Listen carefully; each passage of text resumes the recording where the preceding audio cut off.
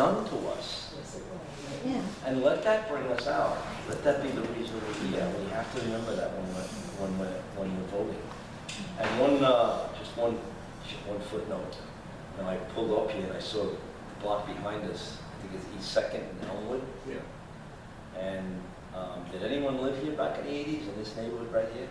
Yeah, I've been in, well, a couple blocks away, I live on East 4th. Do you remember what that was? You may be too young. Avenue or Flint, you're talking about? No, the block right here. You remember, Heshy. What was it? It was a block with junk and garbage. Oh. With the back of the ravioli place. Pastosa. Like, Oh, Right? yes. Was it Pastosa or the other famous? Yeah. It was a ravioli place. You were eating kosher, so you wouldn't know. we were in the neighborhood well. And it was a dead-end block. It was Yeah. filled with garbage. People would dump things there. And on McDonald, up a couple of blocks, was Nick and Tony's sandwich shop. And you'd get sandwiches like this. And my partner and I, when we were in anti-crime, playing Caloos, me and Mike Collins, we begin our day, it started at 9:30, and we'd go to Nick and Tony's.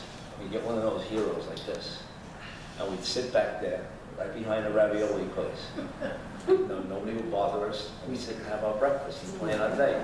So one day we're sitting there, and my partner, he was a little cranky because he was out late the night before, and working till 6. And at the time, they were stealing bumpers from cars. They were very difficult to catch because once they took the bumper, they got rid of the plate. And even if you got somebody with a bumper, unless the guy told you where he got the bumper, he was stuck.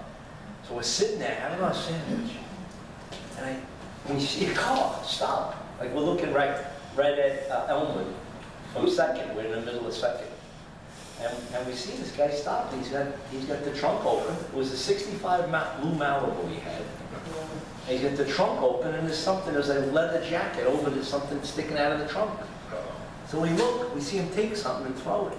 So we go grab him. It's the license plate. He just took a bumper from Ocean Parkway. Yeah. So my partner's all cranky because he said, we just started,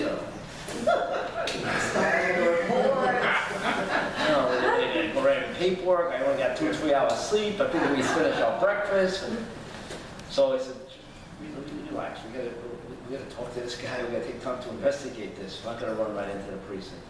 So we told this kid. I shouldn't give his last name because who knows? Maybe he's a wonderful young man.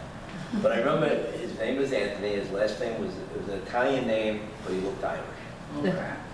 So I turned to him and I said, because the thing is, we got to get this car, we got to get this bumper, we got to get it secured into the precinct, and we got to figure out what we're going to do here.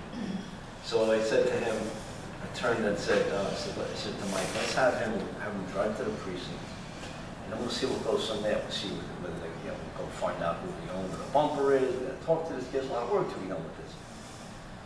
So he says to this guy, because we don't want to get everybody else involved. Just, So I says to this guy, so we got to get this car there. So I says to this kid, I says, what kind of engine is that in that car? How big? He says, 6-cylinder. I says, that's an 8-cylinder in our car. That wasn't true. I says, and my partner was a Golden Gloves boxer. He was 6'6". And I said, and I'm a marathon runner. He says, so don't run, because we'll catch you. Okay. He drives to the precinct, we get the plate number, so now we find out where this car is, and where this car comes from. So the Orthodox was relatively new then, right? So it's an Orthodox guy on Ocean Parkway. Wow. And it's a Saturday. So I says to this kid, I says, don't worry, this guy's don't want to press charges. We're going to talk him out of it. We wait in the car here with my partner. I go up and I see this guy. My name is P.O. Fox. Listen, this is very important that you press charges here. They're killing us with these bumpers. They're taking them. They got your bumper. Really? Yeah. So we made arrangements to get this thing signed. I was going to sign it the Sabbath later. We took this kid. We drove him around. We showed him the sights of Brooklyn. We showed him this was the fire commissioner's house. This was this was that. We showed him this is Jay Silverheels, which is Tonto and the Long Ranger. Remember, his house was right off Ocean Parkway. Because we're talking to him, and he's giving us information. So he told us about a couple of home invasions. Armed people came into houses and tied people up. And the people in California, so we were able to get this information. So I learned a lot about policing that day. made a really good arrest, got this guy's uncle back. And everybody was happy, but we didn't get to finish our sandwich. There were other sandwiches from Nick and Tony's, actually, right? And one day, I'm in there and I see, we're in there, we see Joe Pepitone. He was a Yankee. So we see him in there. So it's like 9:30 in the morning. You know, he gets a sandwich like us with a 6-pack of those 16-ounce beers, big Budweiser. This is what he's having for breakfast. Oh my God. Breakfast of champions. Yeah, breakfast of champions. That was right before. He got arrested like a month or two later. He got arrested for Here's that. the sign. And I remember saying to Mike, we should have tossed him.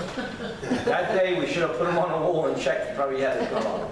Wow. He got arrested for a gun 2 months later. Oh. But he had some problems. Hopefully he's doing okay. So anyway, you brought me down memory lane. I began with with the speech from the photo.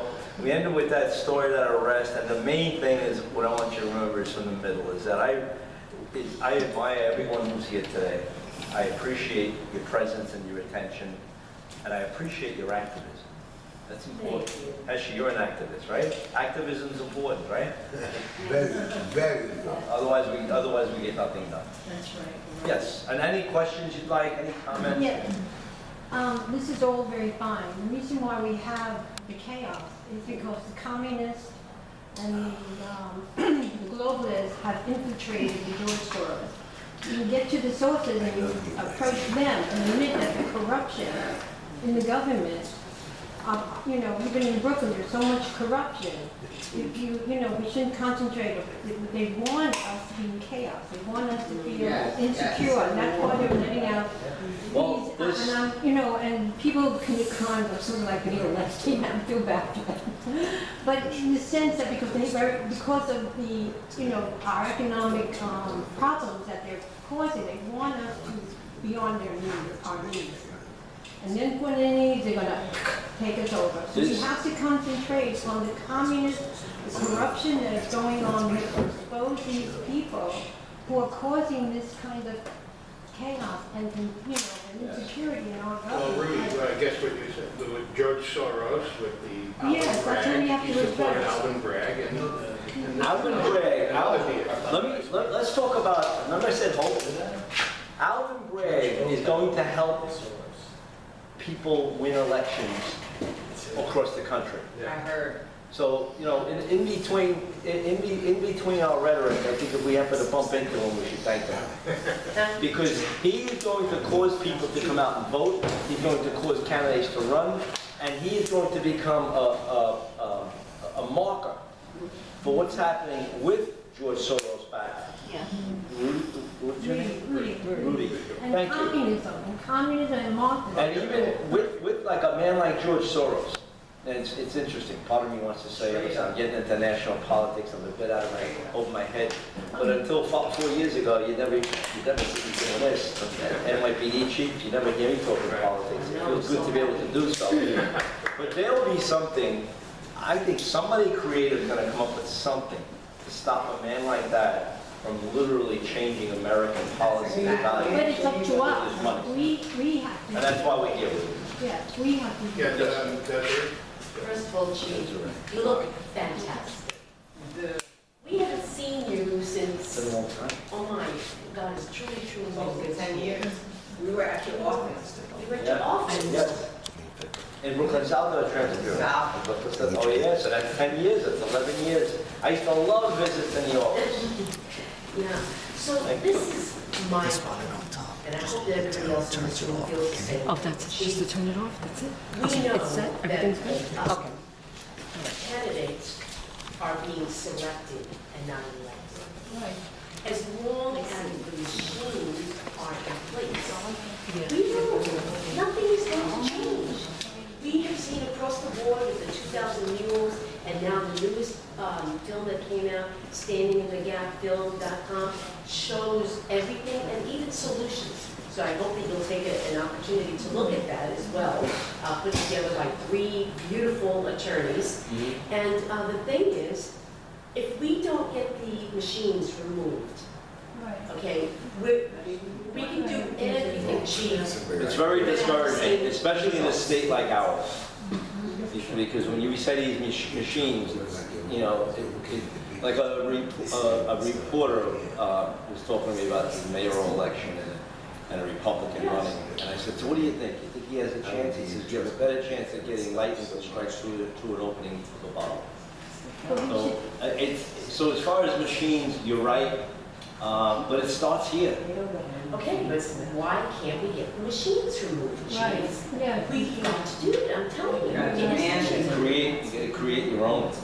Create our own. Look, if Yeah. France could do paper ballots, I know we can do it, Yeah, okay? I'm telling you, Chief, yeah. David Clements and these other two attorneys, they know what they're talking about. I really, the film just came out. It's called Standing in the Gap, standinginthe.gap.film.com. And you need to see the whole thing, and there are solutions at the end. And I'm like, Thank you, Desiree. Chief, we're here. We are here for you. You're here for I'm here us. for you. I know. And so God has chosen you for such a time as this. He's chosen us.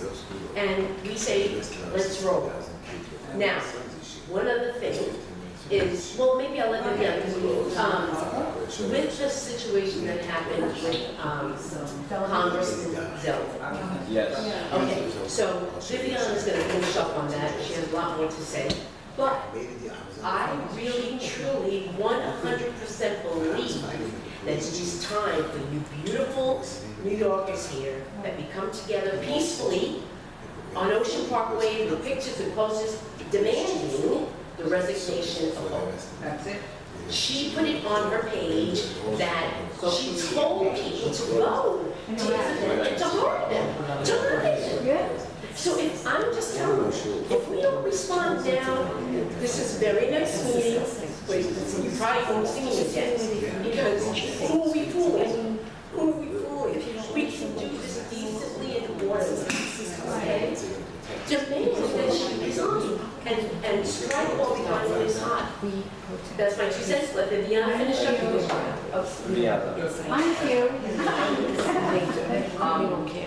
I have seen that the reason why the Democrats are getting away, and we call them demon rats, and I'm not talking about every Democrat is that, but the current ones that are Marxists, communists, you know, that type of leaning, like AOC, Schumer, Yes. Nadler. The reason they're getting away with this is we're not pressing them for the law to be taken into account. Yes. Nicole Maliotakis and some of the other electeds, they said, we're not going to stand for the gerrymandering that you did. And they took a stand, they spoke up, they did the lawyer, they got lawyers, and they were getting it reversed. What Desiree was saying, and many of us know, is we need to stand up, Chief, and say, look, there is a law against what Hochul did on her social media. And we need to call that law into effect. Yes. Not only into effect, say, because she wants to be like a third world thug, she called her supporters to go and harass Zeldin. Yes. I think it's like instigating harm or something like that. Yeah. Chief, you would know the charge, okay? It's been cited a lot. We are too soft. We're too soft. We're too soft. And if we don't speak up right now, even if they don't do something to her, it's going to make such a big effect. Because people are going to say, she put that on her social media? I'm hearing a lot about it. Yeah. Well, we have to press the law. We have. One thing to touch upon that, the day I was watching Zeldin on what do you call it, Sean Hannity, I believe it was, he mentioned that the day after this incident, at another campaign event, there was a truck with Lee Zeldin's face on it, you know, an anti-sign truck, following him at his events. Wow. From her. Wow. From her campaign. I didn't know about that. Following that, that's a truck following his campaigns, whatever events. I've interviewed, as you know, if you checked out YouTube, Thank you. when we do the Zoom, I've interviewed Mr. Zeldin and other Thank you candidates so at the much. time for governor, and I spoke with him the day of the incident, and wishing him well on behalf of all of us, and he thanked for that sentiment. And, you know, it's just sad to see how our city and state and our country has deteriorated to the fact of where it's like the Twilight Zone episode. Well, it's communism. To finish up your point, Yeah, which is, I'm glad you said, Twilight Zone only exists when people don't want to deal with reality. exactly. Could the Brooklyn Tea Party Yeah. do a suit against Hochul? You find what is the law that applies to what she did, and we can make a big, big ruckus about it. I don't know if it's doable, but that's what I'm saying. If we don't speak up, they're just gonna say they're pansies. Yes. We can do whatever we want to. Yeah. You know what our reputation is in Albany? We go a lot. Oh, Do? oh, yes. Oh, yeah. Okay, we're connected, okay? It's the firecracker bunch. Like they. What firecracker? But that they only That right have now moments here of and making make the big noise. noise. Oh, they make the noise and then they'll But have they're not hoses. sustained power. We need to be sustained power, chief. Yeah. We can do this. You said that we have more power than we even actually realize. We are the. Well, that's lesser it, we're the magistrates. majority. Yeah, we are We the tell them lesser what to do. magistrates. I'm getting on every single talk show that I can. I got on Curtis Seaward the other You day. did? I got on XM Radio the other day with Desiree. And I said, did you know that Hochul had that on her social media? She said, no, I didn't. I'm gonna He look said this up. somebody is talking about Yes, it. the He's truck, great the at- truck. The pillow guy is I talking didn't even know about about it. the truck. We have new media. We're You not have a stuck in picture of CNN and all of these You communists. should give the card, the picture of the truck. I would love that. As I understand it, the Secret Service has the mandate to investigate every credible threat against elected individuals. That's the point we should focus on. Thank you. They need to fulfill their mandate and Yes. investigate this very credible threat We demand to it. Zeldin, which became an actual attack instigated by Hochul. That's good. Okay. I So how do you do that? For 1 minute, I don't care. Because You that can- you have lawyer, Bobby. women like me who have served in the armed forces, military women, our chief, okay?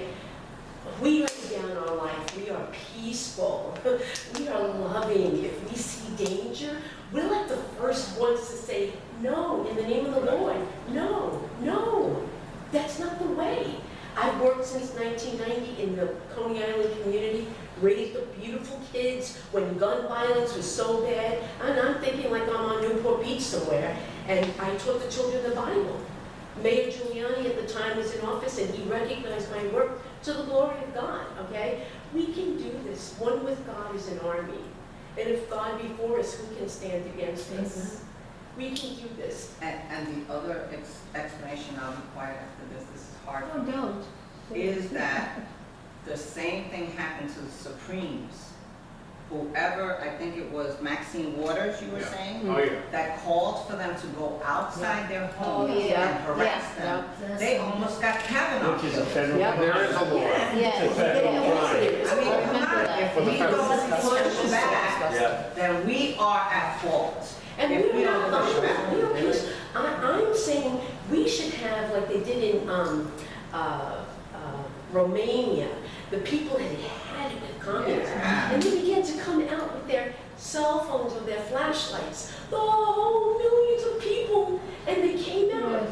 We have a constitution. We have unalienable rights that the Almighty Exactly. has given us. Right. Everyone is looking and saying, America, wake up. You're our last bastion of freedom. That's right. If you don't stand up, nobody's standing up. And what you said, Remember the speaker? enforce the laws. That's how we can bring it. Remember the speaker, it was actually Trump's convention, the convention, he was the keynote speaker.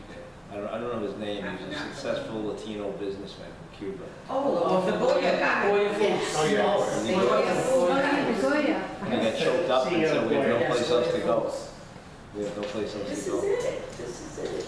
Well, We've come for such a time. Yeah, I mean, how do you feel that for years, for your entire